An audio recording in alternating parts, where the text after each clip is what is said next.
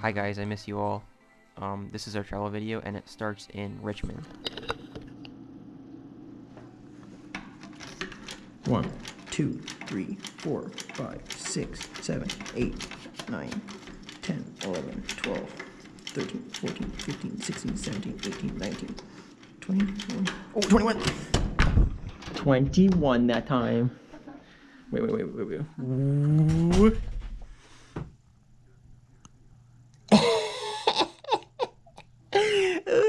Goodbye, Richmond. Goodbye.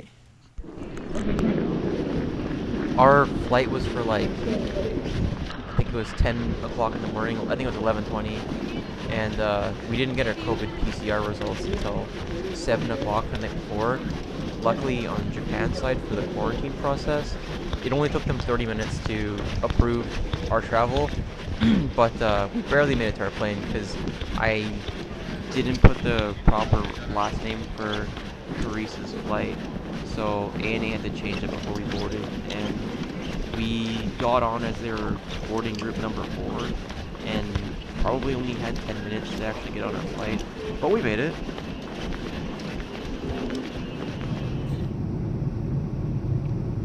The flight with ANA was 7,700 kilometers, and it was really comfortable. It was 10 and a half hours, and I probably slept for 80% of it. Surprisingly, the airplane food for breakfast, which was probably the first 3 hours in the flight, it was really good. They had beef stir fry or tempura, and I got the tempura because it was like the vegetable option. They ask if you want vegetables, but they give you a big piece of shrimp, which I thought was kind of strange, but it was really good, surprisingly.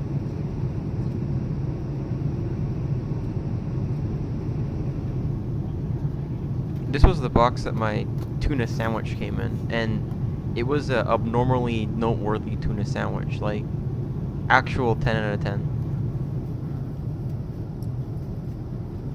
I was just sitting there for the flight, super bored, counting down the kilometers by the hundreds, and it was honestly my fault, because the mistake I made with the booking, we were all sitting in a column instead of a row, so Karsa was behind me and Maisie was behind Karsa, and I didn't bring anything to do in the plane, other than Animal Crossing. I'd already beaten it, but luckily the plane had games, except I couldn't actually play the games, because I set the language setting to French, and I didn't know that it needed to be set to Japanese, so I just had a useless controller and a navigation screen to look at for the 10 and a half hours. When we landed in Japan and got through customs, there was a bus literally outside the terminal to go to the next airport for a connecting flight, and it costed $32.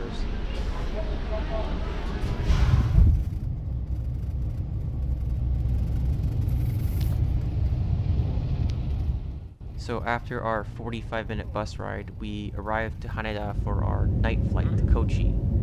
And this one was pretty uneventful. Security didn't really cause us any issue. I don't think there was much of a checkpoint, actually. They seemed confused when I took my laptop out of my backpack, so it was a lot more relaxed than the international one, which was nice. And lucky for me, this flight also had a game controller, but I set the language to English and still had access to no games, so yippee. When we landed in Kochi, we met with Yuki, our cousin, and she took us to conveyor belt sushi. I think it was like $1.20 to $3, and some of the sushi looked super delicious. Some of them was of an unusual quality, and I think I spent $3 on Japan's largest beer. I guess it's easy to forget that Japanese people are small when you have aliens going down a conveyor belt that's beside you. Everything after that was pretty uneventful. We went to a convenience store, picked up a few snacks, and then went to bed.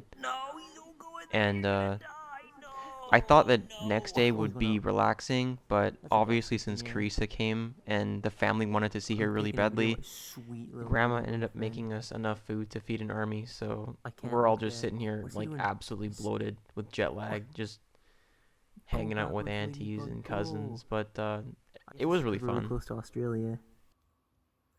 The ladybugs are upside down. So after breakfast, we went on Grandma's favorite walk, which she called her Gosempo, which meant her 5,000 step walk. And I've been here before, but they paved a brand new path to go down it for the pilgrims that go down. And at the end of the path, there's this beautiful view of the valley that goes down to Nakatosa. Here's Maisie. We ate our lunch, and being sick and tired of eating all this healthy food all day, we took Grandma's truck for a rip down to the supermarket down at the bottom of the view in Nakatosa. And not even a pound. the roads were impeccable. I think there was maybe one This thing's so pothole, but it cool. was There's no, patched recently. Like it looked like the asphalt was like pitch black. It's like And a motorcycle. the roads were curved inwards I to can drive, it's no the problem. bottom of the inside of the turn. Maze, you remember anything wrong with the roads at all? Like it was perfect. The mirrors were even clean of the corners. Oh, concrete! Frontier! Did you get that concrete mixer? Yeah, I did. Dude. Lucky for us, we got to see our favorite truck, concrete mixer. It probably only held like what 2 cubic meters, if even. But it was exciting for us. We pretty much spent the entire day and all looking at how beautiful the concrete in Japan was. Like you'd expect the infrastructure in the middle of nowhere to be a bit dilapidated, but everything here, the upkeep was absolutely impeccable. We should have brought the GoPro. Look at that. Look at all this concrete. Your extreme toge run? Crazy. This thing's like riding a scope. Going to a convenience store with Maisie was kind of strange because I guess the inflation in Canada just hits really hard. Everything here was just, like omega cheap. I guess they we stopped selling the we were in chocolate, right? Richmond and we spent $4.80 on this one cup of green tea and went to the store here and it was, I think the price comes up here, the 1 liter is $1.58, the same one, yes, 78 cents from $5. And it's like it's not any better with like domestic products because even like tea in a bottle comes in like $3.70, so it's just weird that despite the currency being pretty much the same with the Canadian dollar, Red Bull's really expensive. all the too. prices being so much lower for the same equivalent product. It One thing you'd notice is nothing. I guess here it'll is take a while to like get the used to, bulk but is everything not so a- far has just been going like, up to date. yeah, like omega here. cheap. Yeah, Aquarius for $1.60 for 2 liters.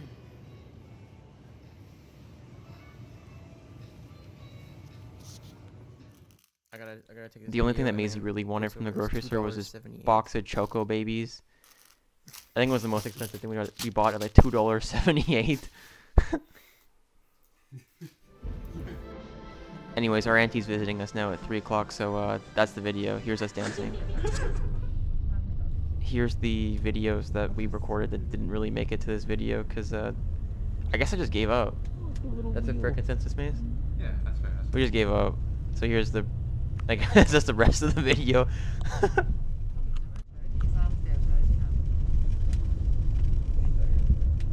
飛行機は間もなく停止いたしますが、皆様の安全のためベルト着用サインが消えるまでお座りのままお待ちください。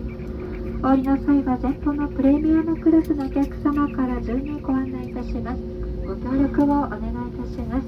また、お忘れ物が増えております。 Little chips, man. I'll voice over this in post, Maisie. You fat has got snacks and computers and a fucking liter of Aquarius. That shit's good, isn't it? It's so good. It's a Coca-Cola product. Why don't they sell it anywhere else? It's like Coca-Cola's best product. Let's just get a little tour of Maisie's room. Your little setup. And a farm. I'm sorry for swearing so much. The little cager. This is a voiceover. I was gonna edit this in post. See.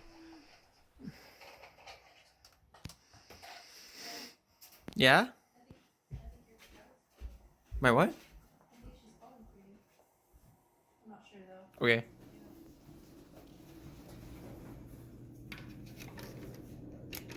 First try? Yo! It's been a day, but I already miss you guys, all my friends and family, and Bart. I'll see you guys in a few months, but I guess expect more videos in the future. Hopefully I'll be awake for the next one. It's like 6 in the morning right now.